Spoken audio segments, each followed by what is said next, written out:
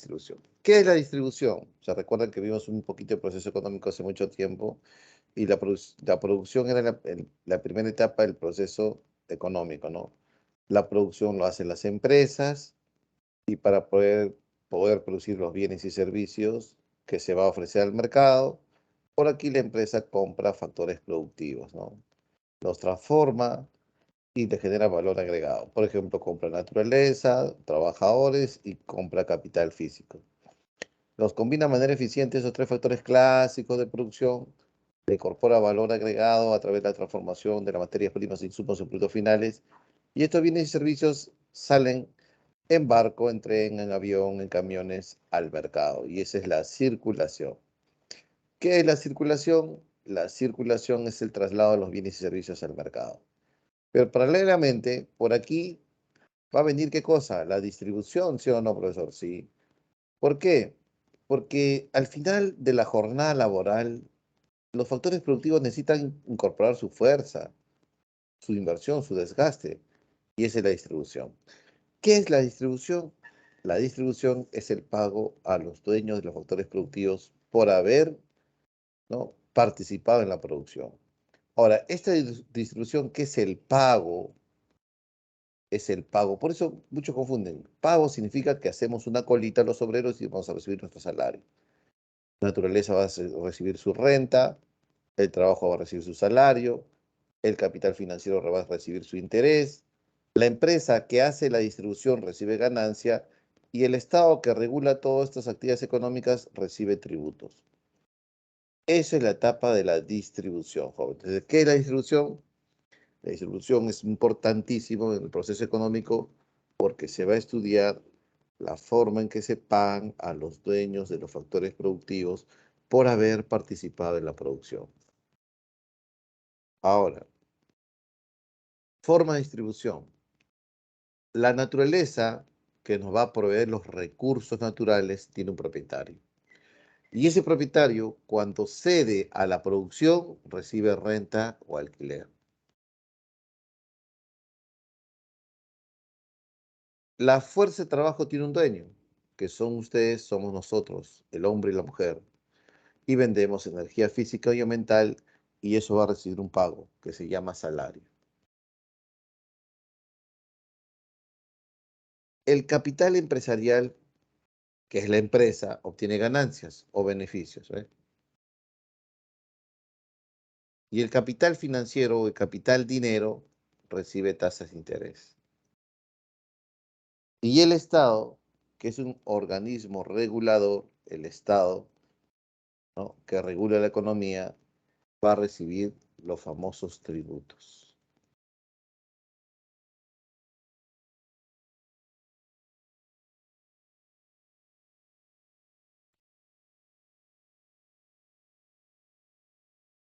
Bien. Hasta aquí, ¿alguna pregunta? Eso está fácil, profesor. ¿Sí? Bien. Muy buenas tardes, Mónica, David, Ella, Cindy, buenas tardes. ¿Está bien? ¿Todo correcto? ¿Continuamos? Entonces, la etapa, el proceso de producción en una economía como la de nosotros, una economía social de mercado, quien hace la producción es la empresa privada y quien va a distribuir, o sea, quien va a pagar a los factores productivos por haber participado o contribuido en la producción, es la empresa. Ahora, ese pago se hace en función a la productividad, ¿no? Porque yo creo que cuando yo pague a los obreros y a los técnicos y profesionales, los pagos ¿no?, son diferentes, ¿no? Las escalas remunerativas son distintas y en función a la productividad.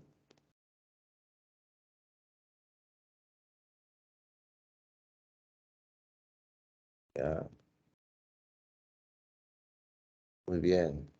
Hasta aquí, ¿alguna pregunta?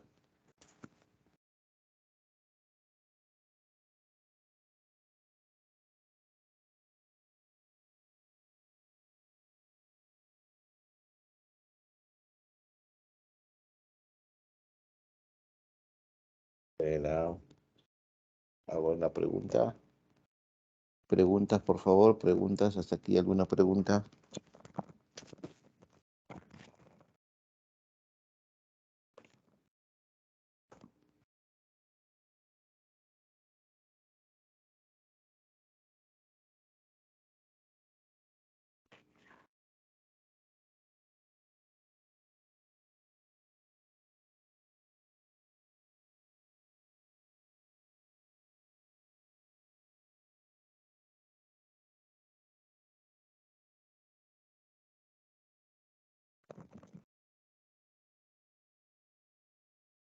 Todo claro. Bien, continuamos entonces.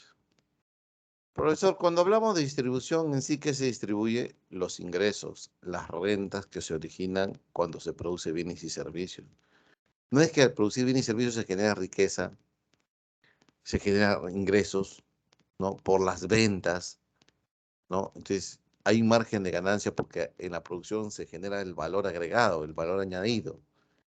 Entonces, gracias a la incorporación de ese valor agregado en el proceso productivo, se está generando un plus, un adicional. Y eso es lo que se va a distribuir. Claro, uno se pregunta, profesor, quien incorpora más valor agregado a la producción se llama más ingresos. Bueno, las empresas mucho más rentables se llaman más ganancias. El trabajador mucho más productivo se llama más salarios. La tierra más fértil se llama más renta o alquiler. Eso es muy cierto, ¿no? Entonces, desde el punto de vista de las cuentas nacionales, lo que se va a distribuir son los ingresos nacionales. Y esos ingresos nacionales se reparten a los trabajadores, a los empresarios, al empresario que aporta el capital, al rentista o al que alquila sus propiedades, etcétera, etcétera. Ahora, profesor, ¿quién hace el reparto? El reparto lo hace la empresa. Porque estamos en una economía social de mercado, pues, ¿no? Pero si fuera una economía socialista, si fuera una economía socialista, el Estado lo haría, ¿no? Pero casi todos los países del mundo tienen economía mixta, por lo cual la empresa privada es la que hace la distribución, el pago de los factores productivos. Bien,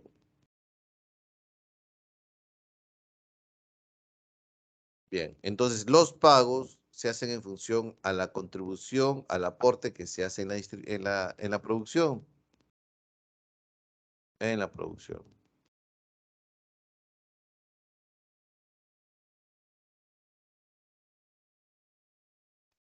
Continuamos. Clase de distribución. Tenemos dos clases de distribución. ¿Ya?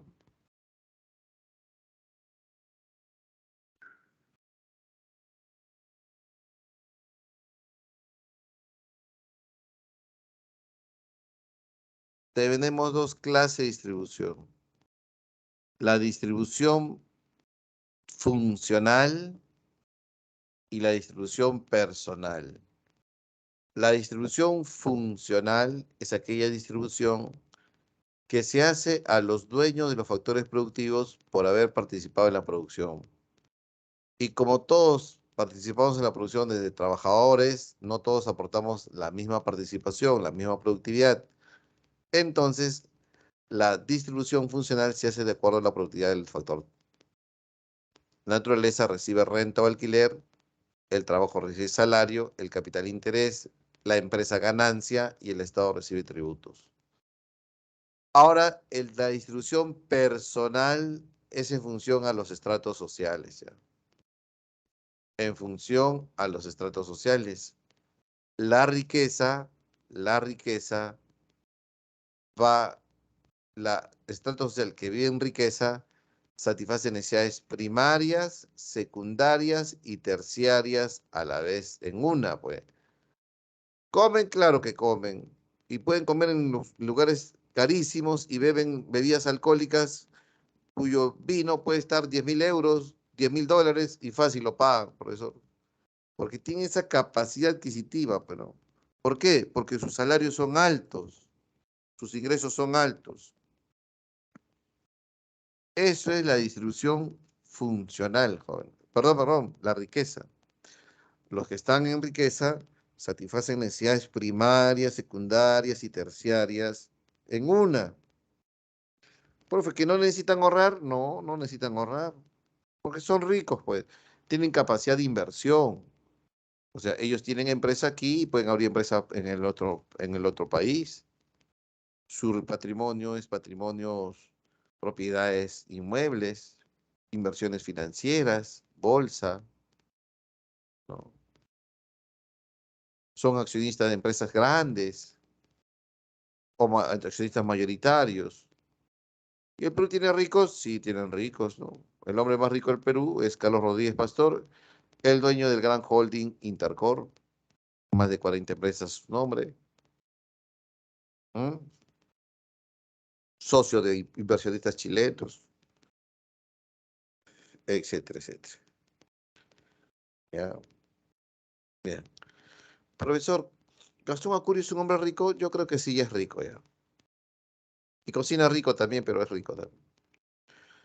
Ah, profesor, y Acuña, el candidato a la presidencia, también es rico, ¿no? Él declara que gana más de 1 millón de soles al mes. O sea, es rico, ¿no, profesor? Sí, es rico. China tiene 80 millones de millonarios. ¿Te imaginas 80 millones de millonarios China? Bien. ¿Quién vive en Holgura?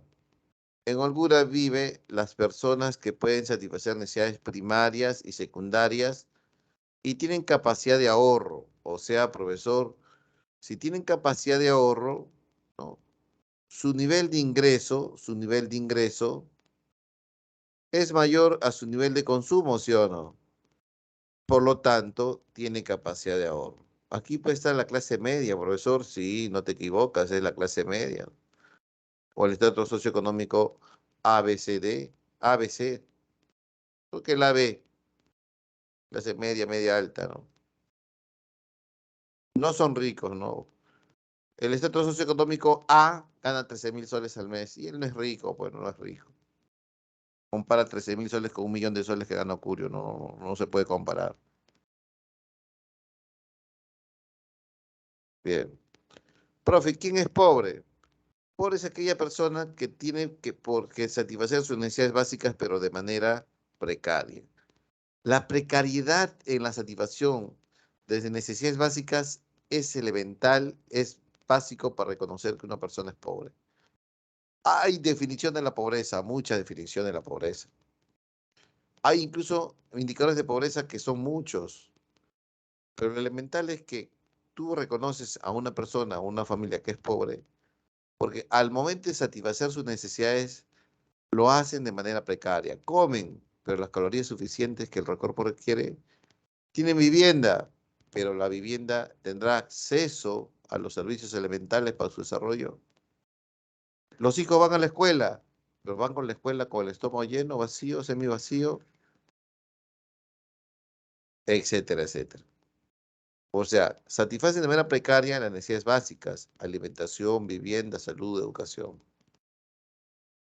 ¿Y los pobres se educan? Claro que se educan, profesor. Por eso hay un San Marcos, un UNI, ¿no? ¿O tú crees que el hijo del obrero estudia en el Universidad del Pacífico? No alcanza el dinero ahí. O en Cayetano estudia medicina. Al menos que sea becado. Si no, no hay otra opción. Muy bien. ¿Y qué es el extremo pobre? El extremo pobre es aquella persona o familia que no puede satisfacer su canasta alimenticia. No puede satisfacer su canasta alimenticia. Es el extremo pobre. ¿Qué significa que no puede satisfacer su canasta alimenticia, profesor? Que si no tiene ayuda de un agente externo, y no vais a pensar que es González, ¿ah? El que entra cuando sales, dicen, ¿no? Sino, por ejemplo, un programa social como Cobro Popular, una asignación de tipo beca o pensión 65, etcétera, etcétera, o el PRONA, Programa Nacional de Alimentación, que existía con Fujimori, simplemente esas personas no van a comer y estarán en la desnutrición crónica, ¿no? La tuberculosis, etcétera, etcétera. Entonces, la extrema pobreza es aquella etapa o aquella situación socioeconómica donde la familia o la persona no puede parar la olla. Esa es la gran diferencia entre la pobreza y extrema pobreza. Y eso tienen que ustedes que distinguir muy bien como estudiantes. Diferencia entre pobreza y extrema pobreza es que el extremo pobre no puede satisfacer su canasta alimenticia o alimentaria. ¿Han entendido? ¿Se entendió la diferencia entre los tres grupos o los cuatro grupos jóvenes? Malú, Mónica, Edinson.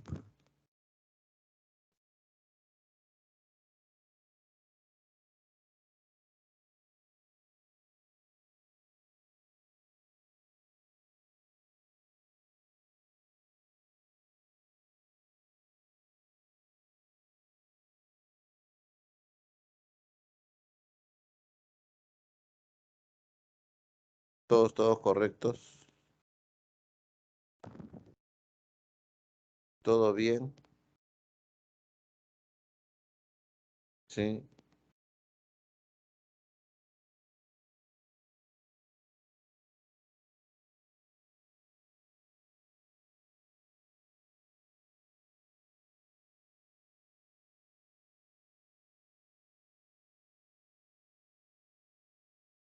Bien, continuamos entonces. Sí, continuamos. ¿Está bien?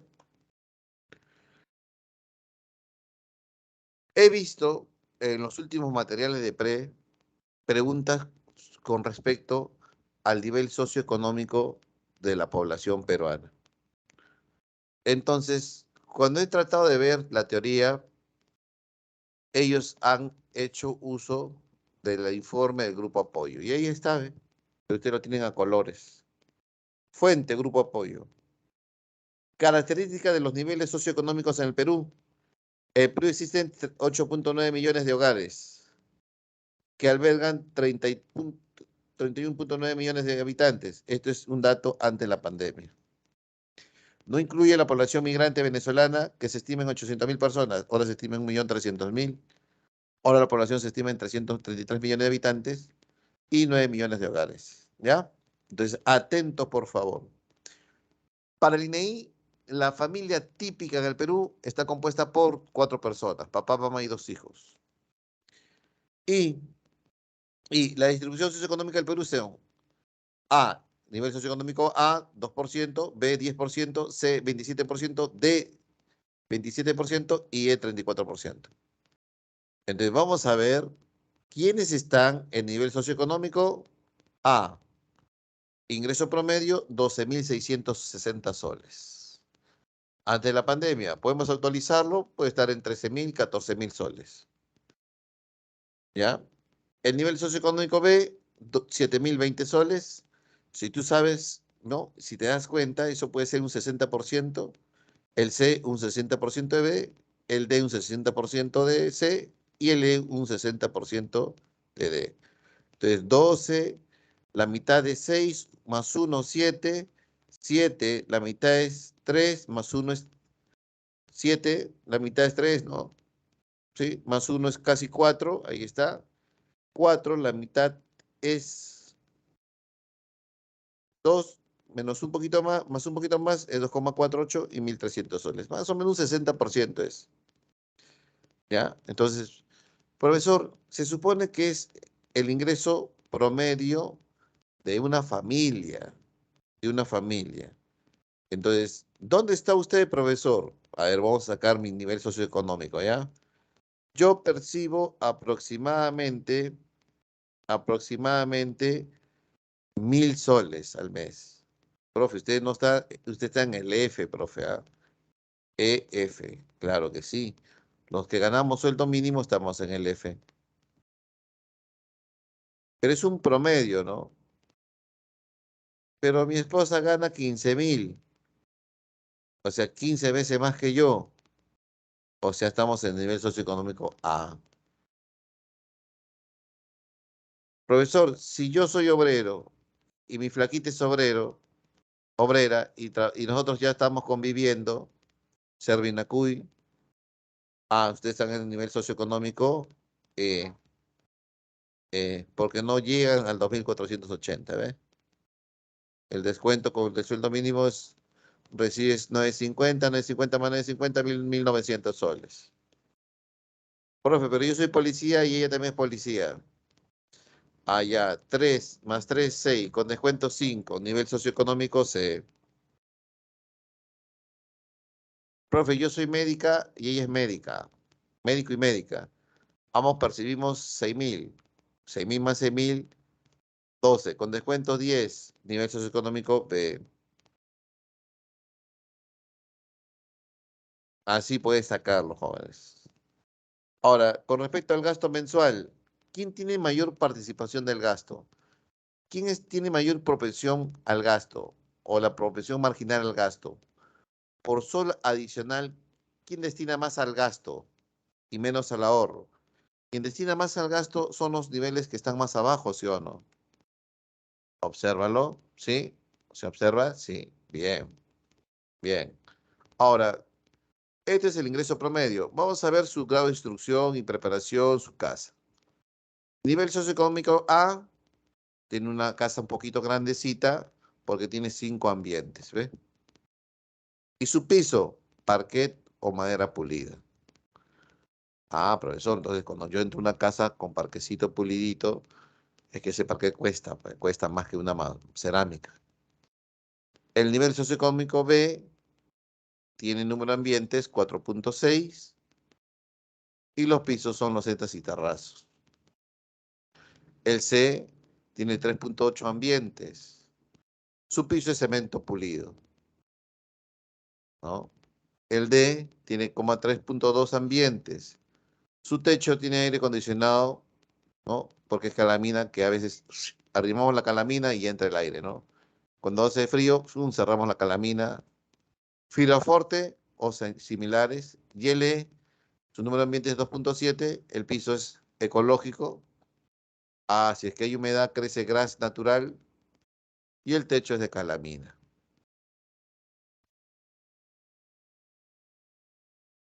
Mira la importancia del techo y ya no de la pared. Ha cambiado la situación, ¿no? Sí, profesor, porque en el cerro las paredes son ¿de qué? Las paredes son de ladrillo, material noble. Como el techo cuesta más, ¿no? Porque techar es un gasto, una inversión fuerte. Entonces, ahora el techo se está considerando para ver si eres, ¿no? Si, piso y techo, ¿no? Si es A, B, C o D. Profesor, pero con respecto al nivel socioeconómico A, B y C, no hablan de techo, ¿no? Solamente en el E, ¿no, profesor? Sí.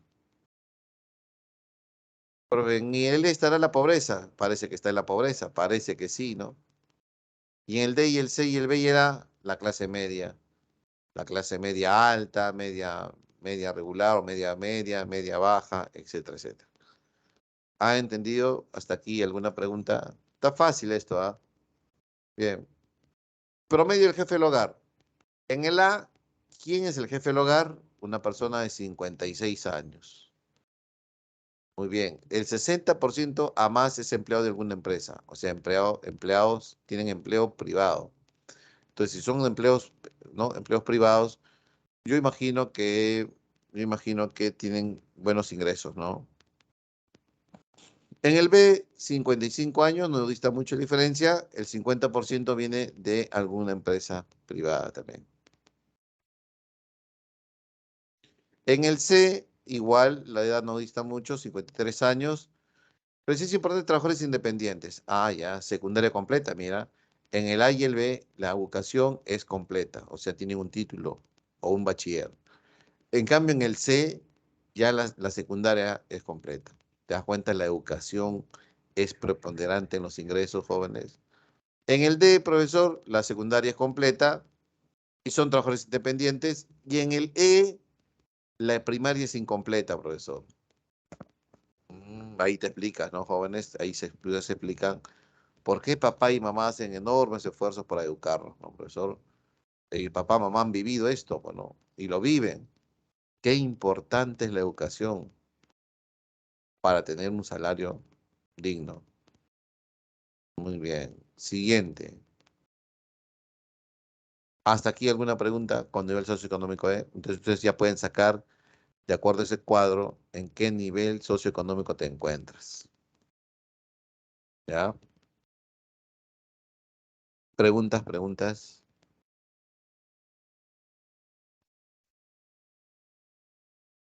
A y B, universitaria completa. C y D, secundaria completa. Y E, primaria completa. A, 14.000 casi. B, 7.000. C, 3.500. D, 2.000, ¿no? 2.100, 2.200 creo. 2.400. Y E, 1.300. Más o menos uno se maneja esos datos, más o menos ya sabe, ¿no? Porque hay varias preguntas. Si una familia percibe un ingreso tal y la mamá tiene 52 años y tiene primaria completa, ah, ya. Secundaria completa, ah, ya. Secundaria completa puede ser, no es A ni B, sino es C o D. Bien, continuamos. La desigualdad de los ingresos. La desigualdad en la distribución de los ingresos. ¿A qué se debe la desigualdad? Claro que si esta torta reflejase los ingresos, la torta a la hora de repartir los factores productivos se hace de manera desigual, ¿no? Quizás el capitalista se lleve un tajadón y los obreros se lleven una tajadita, ¿no? Así es. Entonces, algunos dicen que es injusto y desigual. Los economistas neoclásicos dicen que esto es en función de la productividad. Los socialistas dicen, eso se debe a la propiedad privada, porque la propiedad privada hace que se generen las clases sociales, etcétera, etcétera. De por aquí hay algunas causas de la desigualdad en la distribución de los ingresos. La estructura productiva y tecnológica del país. Eso es muy cierto, ¿no? Porque sectores donde hay mucha tecnología, los salarios son altos, jóvenes. La minería, por ejemplo. Pero la agricultura que produce, no sé, pepinillos para el mercado interno, no, la productividad es baja, el rendimiento es bajo y los salarios son bajos. La estructura de la propiedad y de los recursos de capital. Ahí es un enfoque socialista, ¿no, profesor? Sí, que las clases sociales se forman por la propiedad privada, dice Marx, ¿no? El menosprecio por el rol del trabajo. Marx, Marx dice que la verdadera riqueza proviene de la fuerza de trabajo. Pero como en el sistema capitalista hay un menosprecio porque el trabajo genera riqueza, no genera riqueza, sino que lo que genera riqueza es las máquinas, la energía del capitalista, etcétera, etcétera. Entonces hay un menosprecio, ¿no? Los salarios son bajos, generando la plusvalía.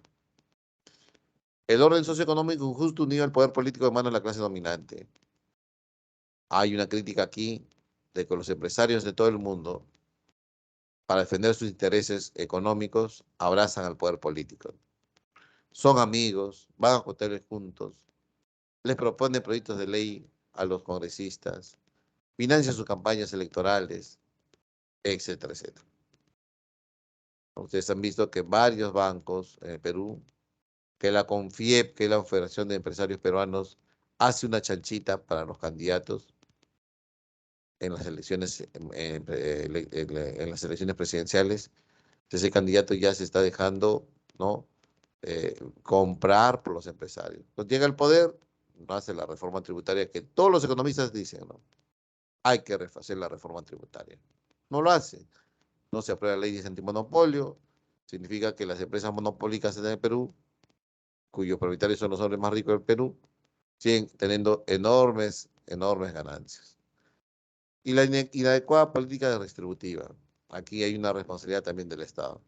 El Estado cobra impuestos y aplica la progresividad. Cobra mayores tasas el que más tiene y menores tasas el que menos tiene. ¿Y con esos recursos qué se hace? Se hace la distribución de los ingresos en las zonas más pobres. Pero hay muchas críticas por parte del Estado, ¿no? Al Estado, mejor dicho, por sus ineficientes programas sociales. Tenemos un caliwarma que con comida adulta, que se podría o le hacía daño a los estudiantes de colegio, ¿no? Muy bien. ¿Preguntas hasta aquí? ¿Preguntas?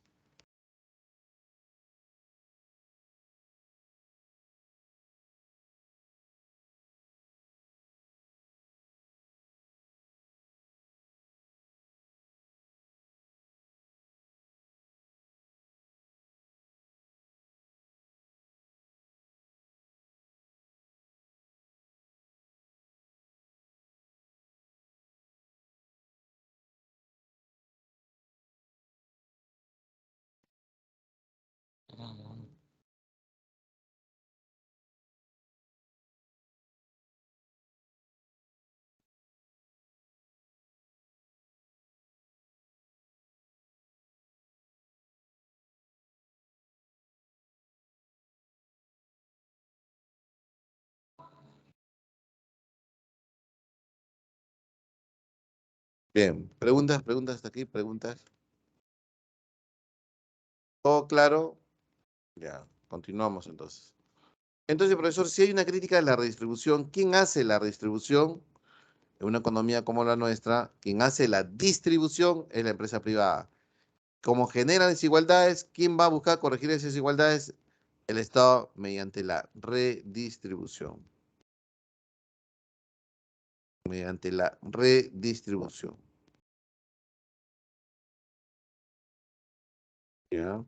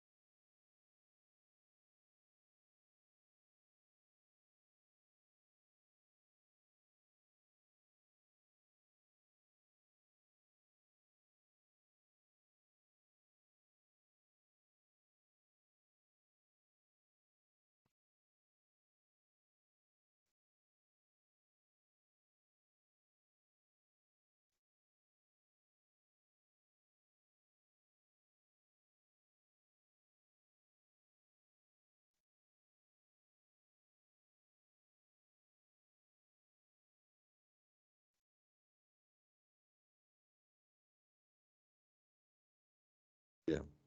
Ahora, profesor, en una economía social de mercado, ¿cómo sería la redistribución? Aplicando el impuesto progresivo, ¿no, profesor? Ustedes hemos visto la semana pasada eso, ¿no? La progresividad de los impuestos, cobrar mayor tasa impositiva, ¿no? Sobre el impuesto a la renta al que más tiene y transferírselo al que menos tiene a través de programas sociales.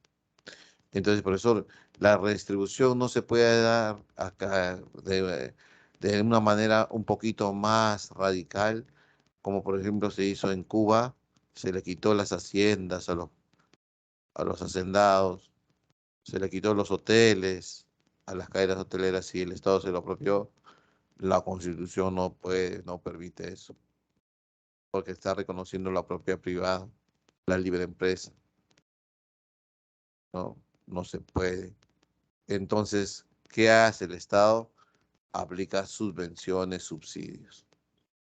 Subvención, generalmente va a la empresa, para que la empresa tenga ayuda del gobierno y produzca mayor cantidad y así el precio baje.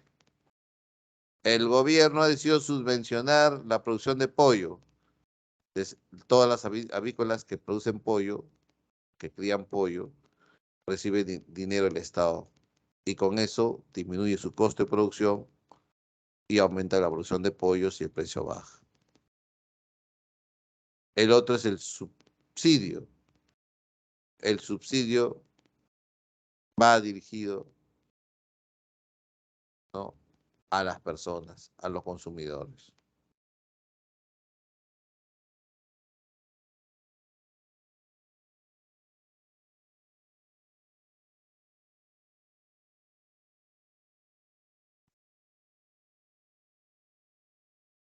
Bien.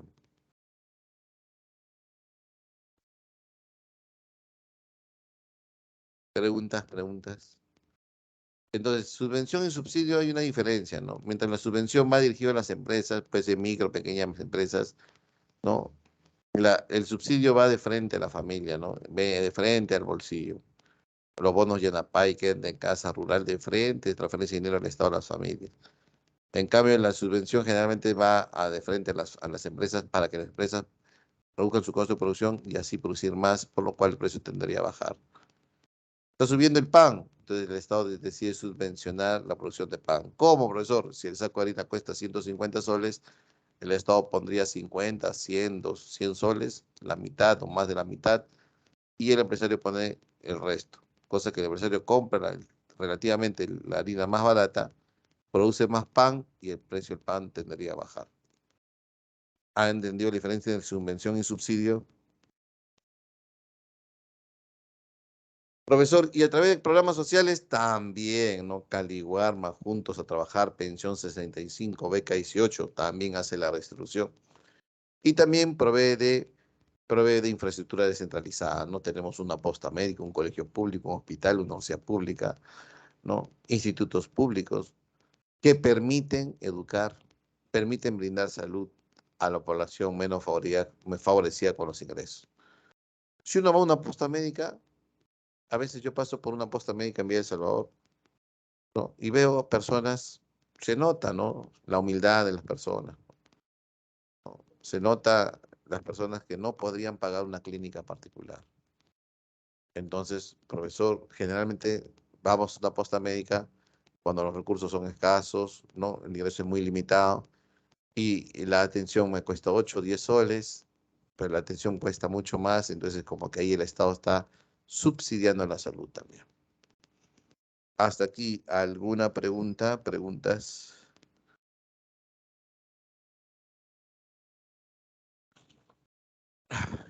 ¿Preguntas? Ana Rosa Mendoza Flores, Angie Rosario Palacios, Cindy Jocelyn, Dalia del Rosario, David Jun Juno, Edison Palacios, Ela Melanie, Gabriel Cans, Mónica Lucía, Luciana, Sebastián Tomás, Xiomara Jiménez. ¿Están en el salón? ¿Alguna pregunta? ¿Está el audio activado? No escucho a nadie. ¿Ah? Profesor, ¿la subvención se puede usar como una alternativa a la solución a la inflación? Buen punto de vista, Edison, sí, sí. Pero como la inflación es el aumento generalizado de los bienes y servicios, habría que subvencionar toda la producción de bienes y servicios, ¿no? Habría que subvencionar al que corte el cabello, al que cura las muelas, a Pitágoras, que da la clase de economía, ¿no? Las clases preuniversitarias. Habría que subvencionar a toda la producción, ¿no? Entonces ya el Estado se vuelve loco, es imposible eso, ¿no? ¿Te imaginas transferir dinero a cada empresa que produce? ¿No?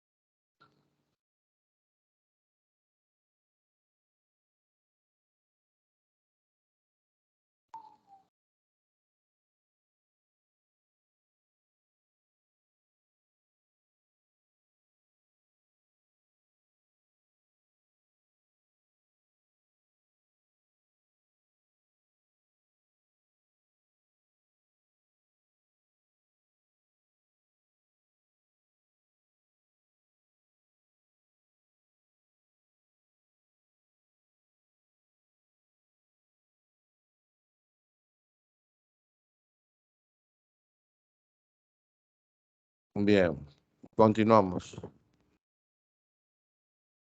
Vamos a hablar ahora de los indicadores, ¿ya? Atentos.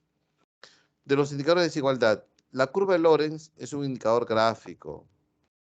Lorenz divide en un plano cartesiano el ingreso y la población. Lo estás mirando, ¿no? Ingreso y población. Lo divide en quintiles, 20% de los ingresos, primeros 40% de los ingresos, igual que la población. Y luego de este cuadrante, ¿no? De este cuadrante parte una bisectriz. 45 grados, 45 grados. Acá está esa línea B verde, 45 grados. Profesor, ¿qué significa la bisectriz? Significa que cualquier punto de esta bisectriz, yo digo aquí, el 3% de la población sería el 3% de los ingresos. Profe de París de las Maravillas, la línea equidistributiva. ¿Eso cumple la realidad? No, profesor, ¿por qué? Porque la curva de Lorenz es la línea roja, ¿ven? La pancita, ¿ven? Y lo que está entre la línea equidistributiva y la curva de Lorenz se llama área de desigualdad. Y lo que está después, área de igualdad. Cuando se hace más panzoncito, el área de desigualdad aumenta y el área de igualdad disminuye. Pero, profe, ¿qué pasaría si el área de la desigualdad crece? El área de la igualdad disminuye. ¿Lo están viendo o no están viendo, jóvenes? Sí. Ahí aparece el índice de Gini, pues.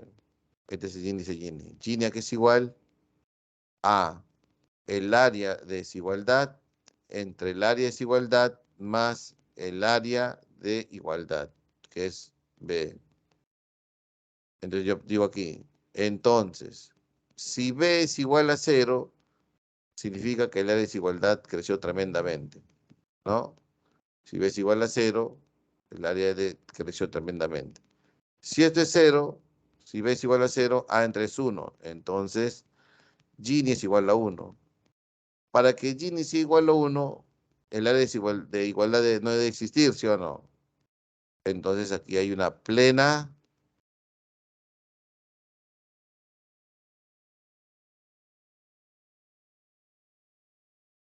igualdad.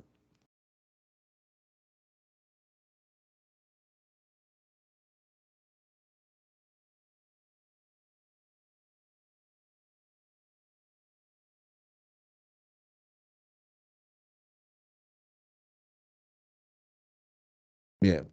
Siguiente.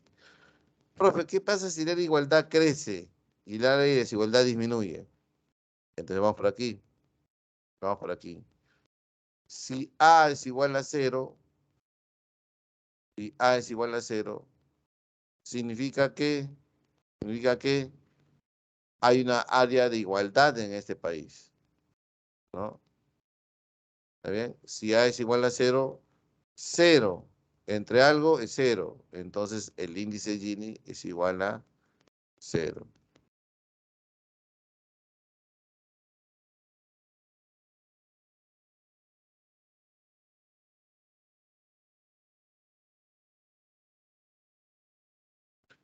Profe, entonces ya tengo la solución.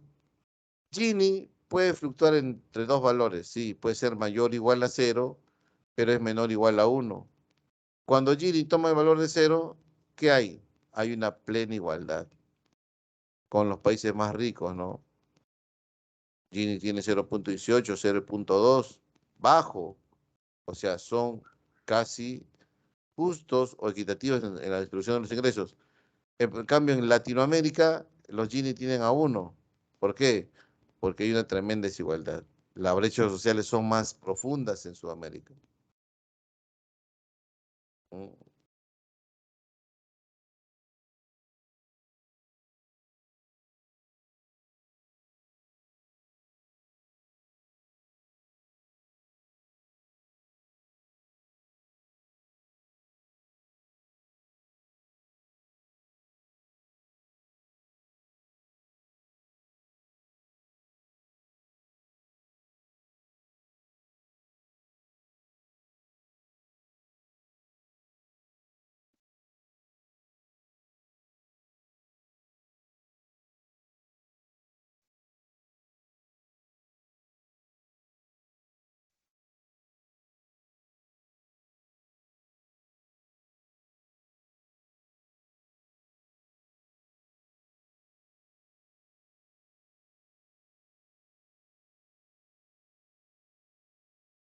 Ahí está Gini, ¿ve? Gini fluctúa, es mayor o igual a cero, menor o igual a uno. Cuando Gini es cero, plena desigualdad. Cuando Gini es igual a uno, aquí hay plena desigualdad. Y cuando Gini es igual a cero, plena igualdad. ¿Qué nos conviene? Nos conviene que Gini tienda a cero, ¿no? Los países más ricos tienden a que su Gini sea 0,18, 0,2, 0,22. Y los países más pobres o las regiones donde hay mayor desigualdad, su Gini lo tiene en cuánto? En 0,6, 0,5. Tremenda desigualdad, ¿no? Tremenda desigualdad.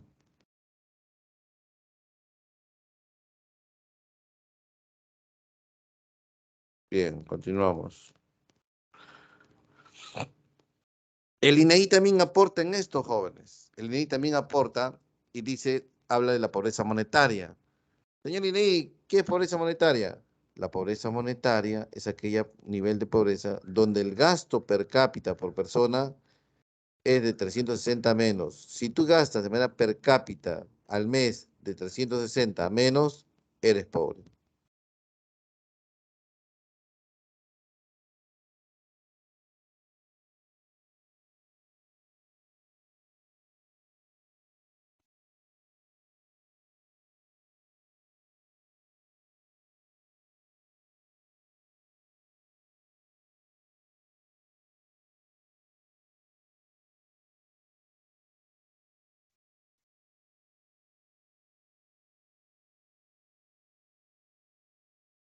Bien.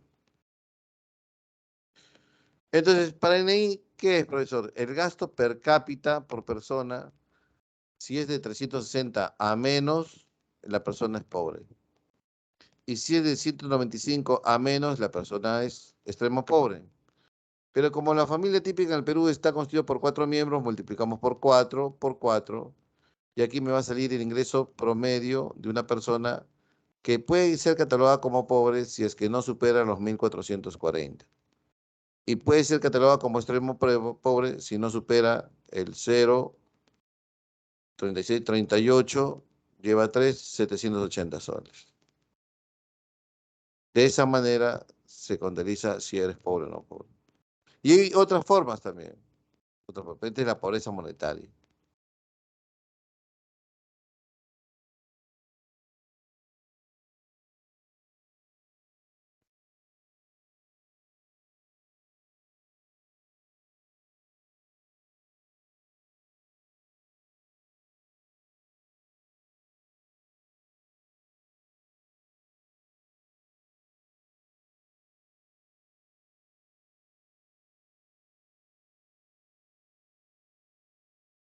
¿Está fácil, no, profesor? Fácil. Las preguntas, jóvenes, preguntas. Es gasto per cápita, es gasto per cápita. Entonces, yo quiero saber si soy pobre, ¿qué tengo que hacer? A ver, digo, sí. A ver, yo percibo 1.000 soles. Mi enamorada o mi esposa percibe 1.000 soles. Van 2.000. Pero tenemos 5 hijos. Uy, uy, uy. 5 hijos. 5H más 2 son 7. 7 por 360 es 0. 6 por 7, 42. Lleva 4. 3 por 7, 21. O sea, yo tengo que ganar 2.520 para no ser pobre. Por lo menos esto, ¿no? Pero si yo gano 1.000 y ella gana 1.000, ganamos 2.000, con 5 hijos somos pobres. Sufrimos de pobreza monetaria.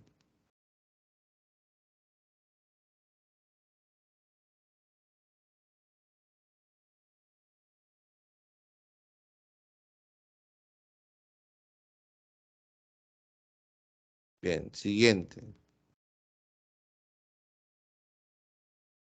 El IDH. El índice de desarrollo humano también es un indicador. ¿Qué tiene? 3 dimensiones. La salud, la educación y el nivel de vida.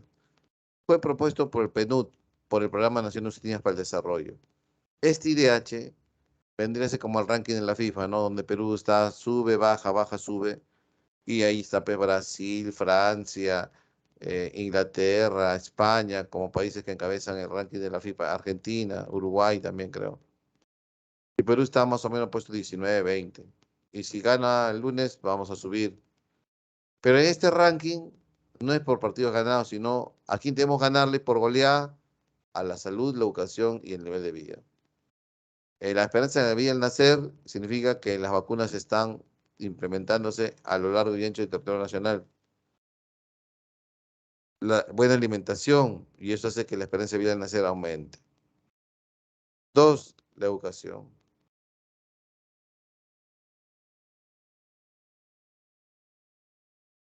La buena educación, la gestión de la educación, los años de escolaridad, la tasa de alfabetización contribuyen, ¿no? A la buena educación. Y 3, el nivel de vida. Y ese nivel de vida, jóvenes, el nivel de vida está en función, el nivel de vida está en función a la distribución. ¿Ya? Está en función a la distribución. O sea, a través del ingreso per cápita. El ingreso per cápita.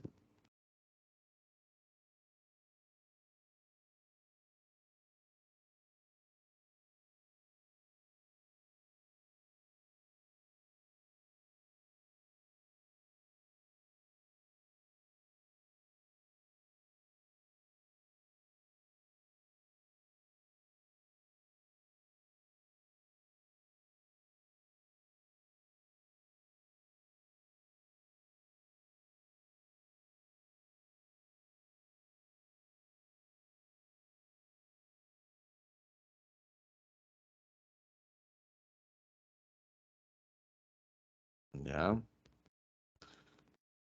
Bien, continuamos. Continuamos. Ya hablamos de la distribución. ¿Alguna pregunta hasta aquí, jóvenes? Entonces, ¿la distribución debe mejorar, profesor? Yo creo que sí, ¿no? En el Perú, Latinoamérica es la región más desigual del mundo, jóvenes. Brasil es el país más desigual del mundo. Entonces, eso trae problemas sociales, jóvenes. Por eso vamos a ver a los lugares muy ricos de Brasil y al costado están las favelas. Descontento social, los jóvenes están desorientados, ¿no? Incurren en el pandillaje, en las drogas, porque no hay oportunidad de empleo, hay trabajo, pero el salario es bajo, etcétera, etcétera, ¿no? Los países desarrollados, en lugar, hay ricos, muy ricos, pero también el nivel de empleo permite de alguna otra manera superarse, ¿ya? En Estados Unidos el salario mínimo fluctúa entre los $15, $20 la hora. Entonces, si yo gano $15 la hora, estoy ganando $120 al día. Si soy migrante, hago mi sobretiempo 4 horas más. Estamos hablando de $160 al día. Al mes estaríamos hablando de 3.000, $4.000. Y eso sí es dinero, ¿no, profesor? Sí. Ahorrando puedo estudiar una educación universitaria en Estados Unidos. Sí, si que te lo propones, sí. Pero en el Perú el salario mínimo es $300 más o menos, ¿no? Y con descuento es mucho menos, 280, $290.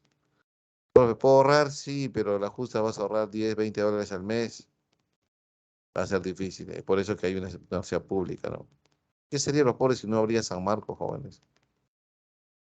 Y San Marcos es una universidad para los pobres, para los ricos, pero para más, postulan a San Marcos los que menos tienen. De esa manera el Estado provee infraestructura y trata de corregir las desigualdades en la distribución de los ingresos mediante la redistribución. ¿Pero de qué vive San Marcos? De los tributos que recauda el Estado y de los ingresos que la propia San Marcos genera como toda universidad pública. Bien, no hay preguntas, no hay preguntas. Entonces vamos con la siguiente, ¿ya?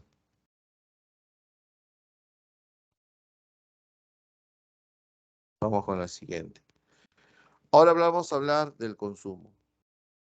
El consumo es aquella etapa del proceso económico donde se hace uso de bienes y servicios. Al hacer uso de bienes y servicios es que lo estamos consumiendo, ¿no? La cerveza lo estamos tomando, el menú lo estamos comiendo, la chompa la estamos estrenando. Ese es consumo. Hay clases de consumo. ¿Cuáles son las clases de consumo? Primero, el consumo industrial, o llamado también directamente productivo, o consumo productivo. ¿Ya? Fácil, el consumo industrial es de la empresa. La empresa compra harina para hacer pan, la empresa compra cuero para producir zapatos. A eso se llama consumo industrial o consumo productivo. El consumo humano o indirectamente productivo, esto recae sobre las familias.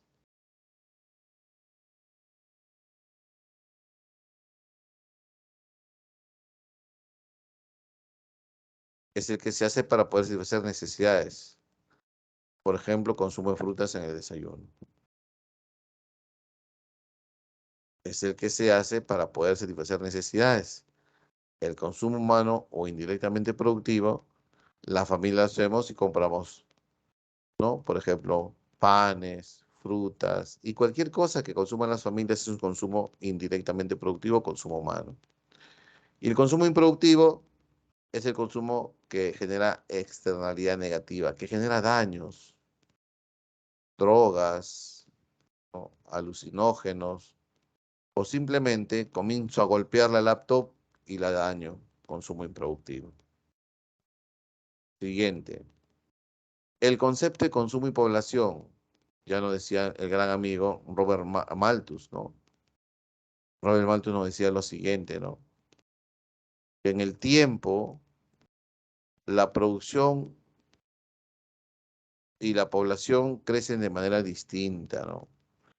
Mientras la producción de alimentos crece de manera geométrica, la producción de la población crece de manera geométrica, la producción de alimentos crece de manera aritmética. ¿Quién crece a mayor ritmo? La población. Y eso puede originar hambruna. Y va a originar hambruna. Tenemos problemas de hambre, o dice que tenemos los juegos del hambre, se va a tardar, va a venir, ¿no? ¿Por qué? Porque los vaticinios de Malthus se pueden cumplir, que la producción alimentaria crece de manera muy corta, muy pequeña, mientras la población crece de manera no exponencial. Por eso, Malthus recomienda a las personas casarse en edad madura, practicar el celibato, llegar castos al matrimonio, ¿no? El control de la natalidad, ¿no? Etcétera, etcétera. Entonces, si tienes deseos carnales, ¿no? Sácate ese demonio con agua bendita, ¿no?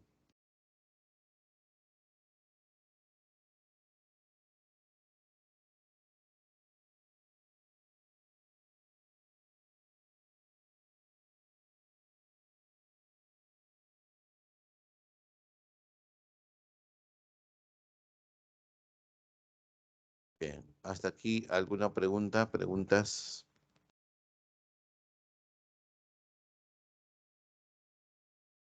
Y vamos a ver la ley de Engel, ¿no? Para Engel, la población, los ingresos y los gastos. Miren, aquí tenemos el ingreso familiar y aquí tenemos el gasto en alimentos y aquí tenemos el porcentaje que representa el gasto en alimentos, ¿ya?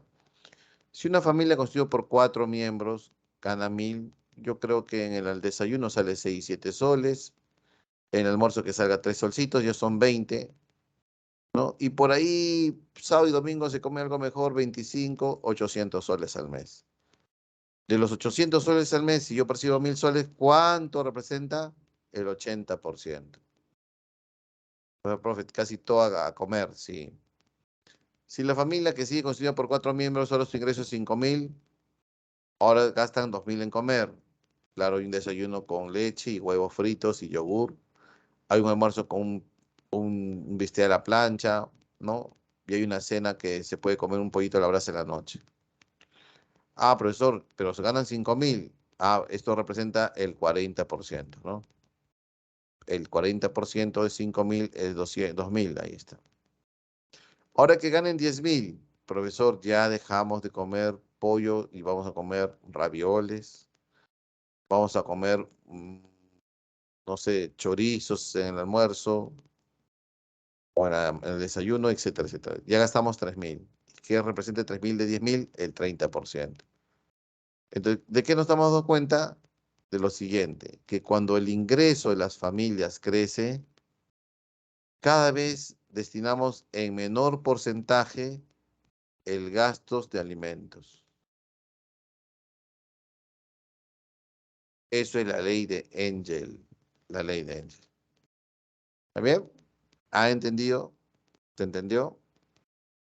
Mira que el ingreso crece y el gasto de alimentos también crece, pero el porcentaje, la proporción que representa el gasto de alimentos es cada vez menor a medida que se incrementan los salarios.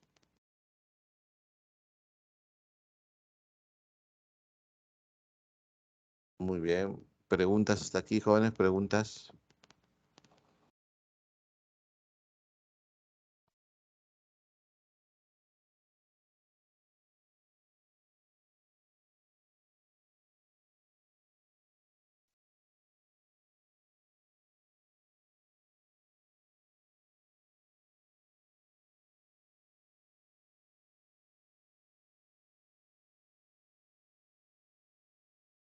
¿Hasta aquí alguna pregunta?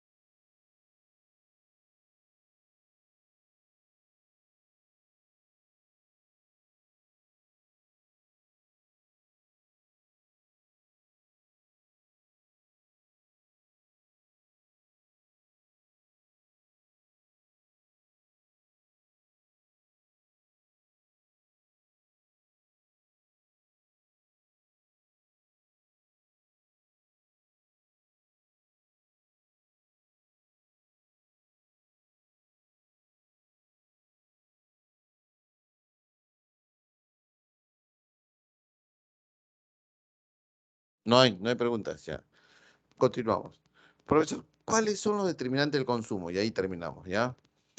Si llamamos C al consumo, ¿el consumo de qué va a depender? Del ingreso familiar. ¿Qué relación, profesor? Directa, directa.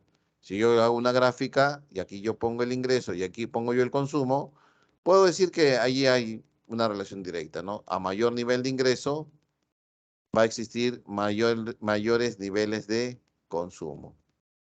¿Está bien? Muy bien. El consumo en función a la tasa de interés. ¿Qué relación es? Analizo las variables. La variable dependiente o endógena es esta, ¿ve? Los economistas a la variable dependiente le llaman endógena. ¿Qué es una variable endógena? Una variable que va a depender de otra variable. Y esta variable de tasa de interés es una variable exógena. ¿Qué es una variable exógena? Una variable que se va a mover y que va a explicar a otras variables. En el álgebra tú le pones aquí variable independiente y acá variable dependiente. En economía endógena y exógena. ¿Está bien? Gráfica, pongo aquí, por ejemplo, el nivel de interés y aquí pongo el consumo. La relación es inversa. ¿Por qué, profesor? Porque si sube la tasa de interés no pido crédito o pido poco crédito y mi crédito disminuye y mi consumo disminuye. La curva va a ser inversa, ¿ves? Dependiente negativa. El consumo es alto cuando la tasa de interés es baja, ¿ves? Pero cuando la tasa de interés es alta, aquí hay una tasa de interés de, por ejemplo, de una tasa de interés de acá de 10%, de 1%, el nivel de consumo es alto, ¿ves? Pues como 20.000. Pero como la tasa de interés aquí es de 50%, el nivel de consumo ha caído a 1 nomás, a 1.000 soles, ¿ves? La relación es inversa. Y el consumo también depende de los ingresos futuros, de los ingresos futuros. ¿Cómo así, profesor? Ingresos futuros. Aquí juega el rol de las expectativas, ¿no? Y ustedes van a tener que responder esto. A ver, profesor Castillo, usted se le va a incrementar su salario al doble desde julio. ¿Qué pasa con mi consumo presente si sé que mis ingresos futuros, si sé que mis ingresos futuros van a subir? ¿Qué harían ustedes si estuviese en mi lugar? Mónica vas a ganar el doble. Edison vas a ganar el doble. Ella vas a ganar el doble. Ah, si tú vas a ganar el doble en el futuro, claro, tu ingreso presente, tu consumo presente aumenta, ¿sí o no? Claro que sí. Profesor Castillo, usted queda despedido el siguiente mes. ¿Qué pasa con mi consumo presente? Como yo sé que mi ingreso futuro va a caer, entonces mi consumo presente también va a caer. Eso es sentido común, jóvenes, sentido común.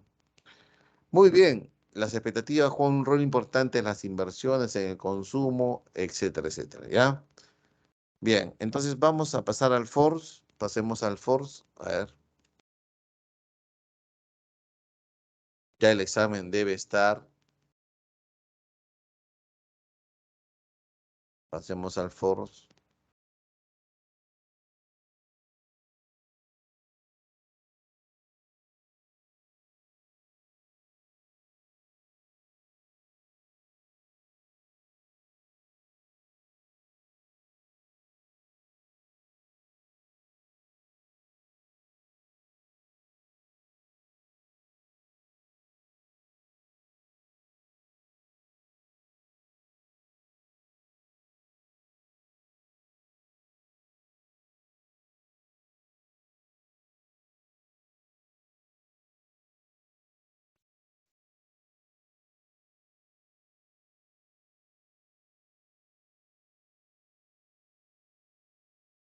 ¿Quién lanza dirección, por favor? Mónica, ¿puedes hacerlo? Ana Rosa, por favor.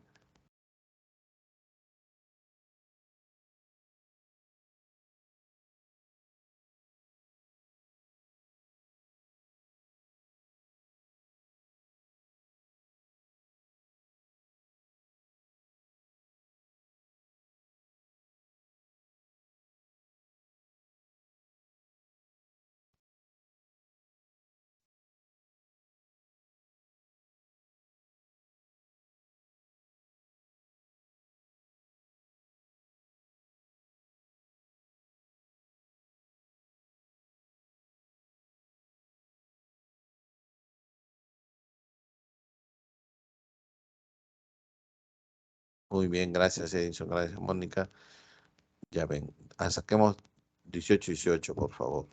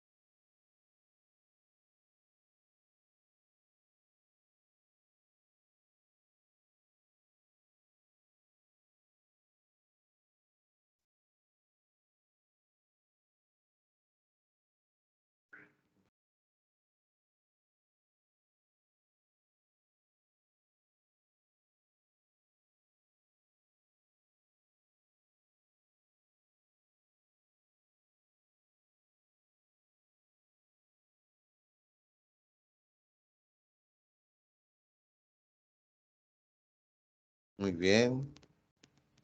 Vamos a 2 minutos más, ¿ya? 2 minutos más. Ahí está el problema, por lo que ya terminaron.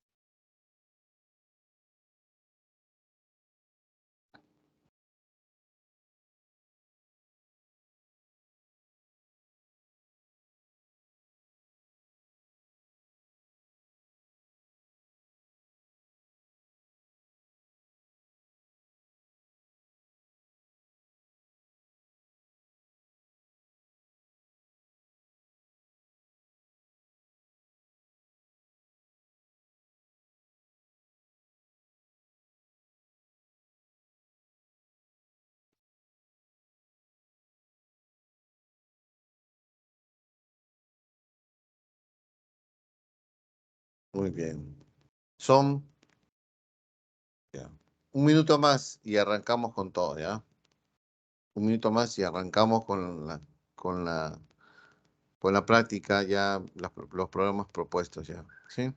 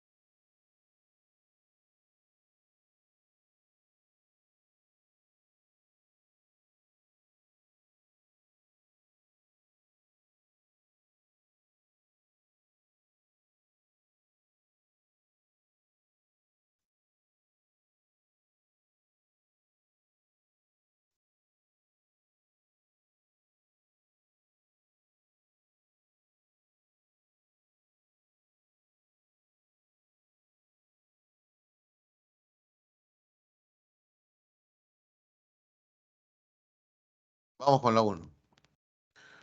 Pregunta número 1. La pobreza aumentó en el Perú en 21,7% según cifras del INEGI. Es decir, se incrementó el número de peruanos que, entonces, en otras palabras, aquí te están diciendo en qué consiste la pobreza. ¿Qué marcarías la uno?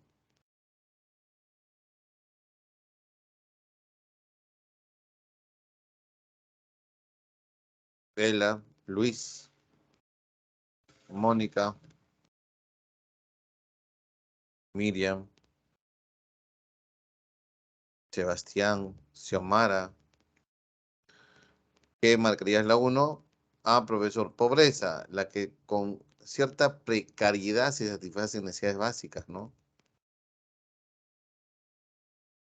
Sería beso, no perciben lo suficiente para llegar a satisfacer todas sus necesidades. Y yo pregunto, ¿quién satisface todas sus necesidades? Ni Bill Gates, porque en él el tiempo es limitado, el tiempo es escaso, no podría ser beso.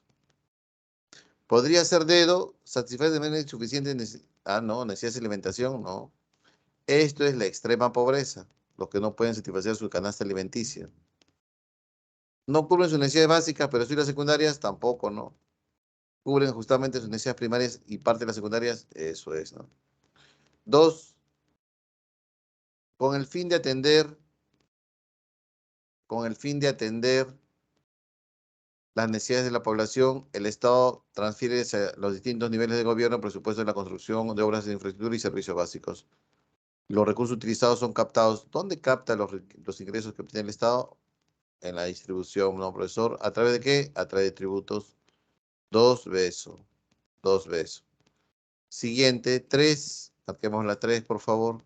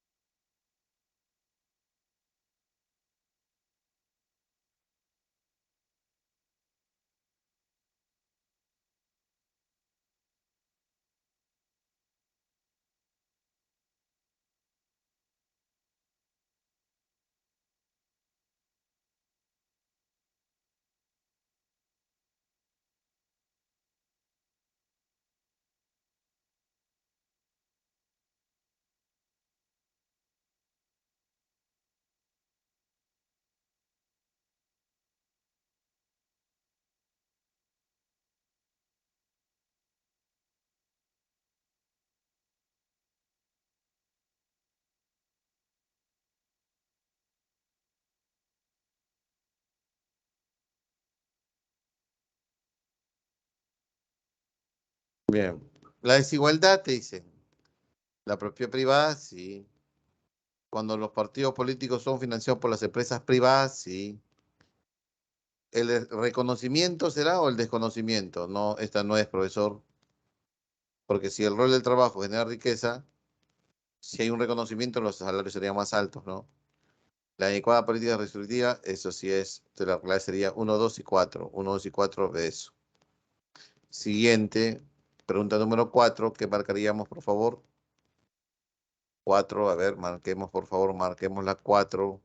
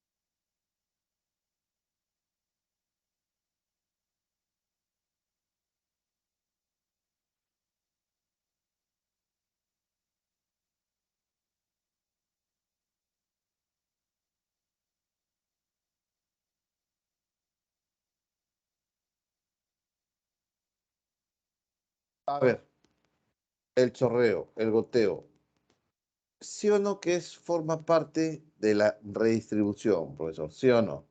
Claro que sí. ¿Y quién hace la redistribución? El Estado. Bien, cuatro avión. Cinco y seis.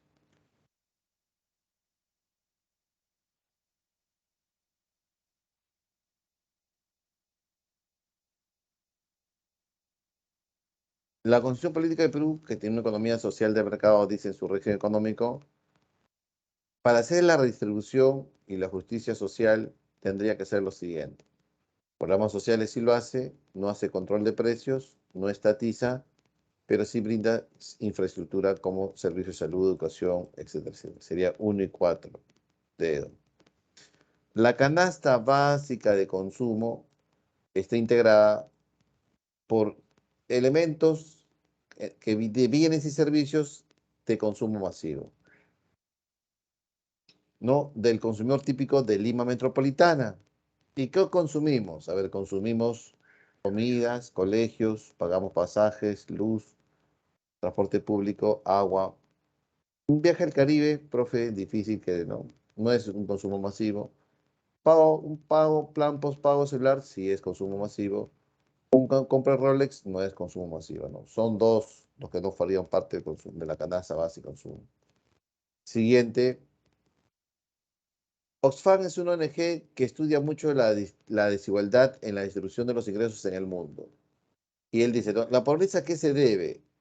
Ah, profesor, sistemas fiscales injustos, y ahí te das cuenta de los intereses que tienen las empresas privadas en financiar partidos políticos.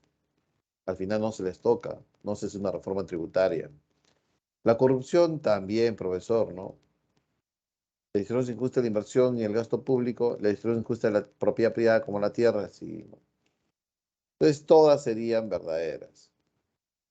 Cuando yo tengo un mercado en competencia perfecta donde la oferta y la demanda se interrelacionan y forman el precio de mercado y forman la cantidad de mercado, y el gobierno quiere fijar precios de elementos, ¿no? Productos elementales como el azúcar, el pollo, el pan, impone precios máximos.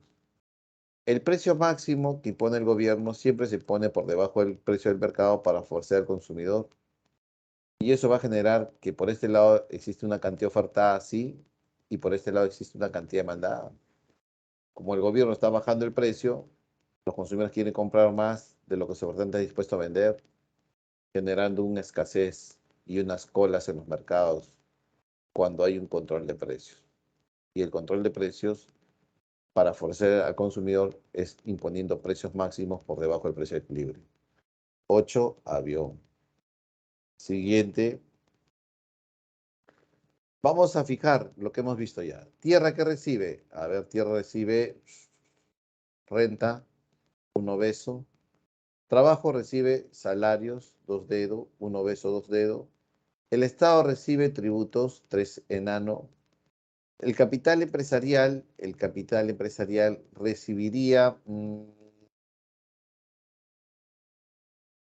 ganancias o beneficios, cuatro avión, y el capital dinero recibe intereses. La respuesta correcta sería así: uno beso, dos dedo, tres enano, cuatro avión, profesor dedo. Y el IDH, el índice de desarrollo humano. Marquemos poder, por favor, el IDH. Profe, el IDH, propuesto por el Programa de las Naciones Unidas para el Desarrollo, que tiene tres elementos indispensables. Uno, el índice de esperanza de vida al nacer, más el índice de logros educativos, más el ingreso per cápita, dividido entre tres. Uno, la primera es falsa, porque es del PNUD, no es del Banco Mundial. El nivel de vida digno es a través del ingreso per cápita, no es a través del salario mínimo, también es falso. En la vida longeva y sana es medida por la esperanza de vida, claro, la esperanza de vida al nacer, vida longeva y sana, buena alimentación, verdadero. Y dentro del índice de logros educativos es disminuir la tasa de analfabetos, disminuir la tasa de deserción escolar, que sería verdadero. Entonces sería falso, falso, verdadero, verdadero, casa. Bien, chicos, y con casa sería todo por hoy. ¿Ya?